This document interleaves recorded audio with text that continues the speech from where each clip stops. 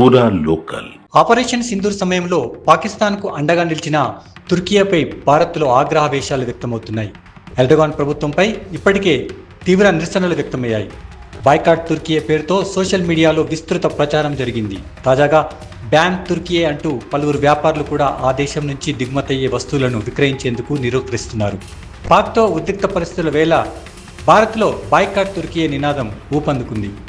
తాజాగా పూణేలోని వ్యాపారులు ఆ దేశ యాపిళ్లను బహిష్కరిస్తున్నట్టు ప్రకటించారు. దీంతో స్థానిక మార్కెట్లలో అవి కనిపించకుండా పోతున్నాయి. స్థానికులు కూడా ఇతర ప్రదేశాల నుంచి దిగుమతయ్యే పండ్లను మాత్రమే తీసుకుంటున్నారు.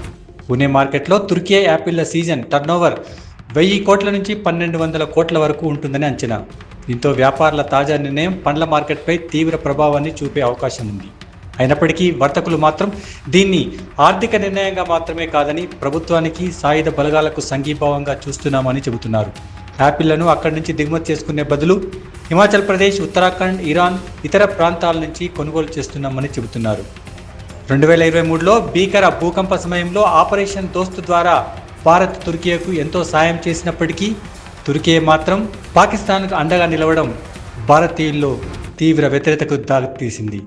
దీంతో తుర్కియా దిగుమతులపై నిషేధం విధించాలన్న డిమాండ్ కూడా ఊపందుకుంటుంది.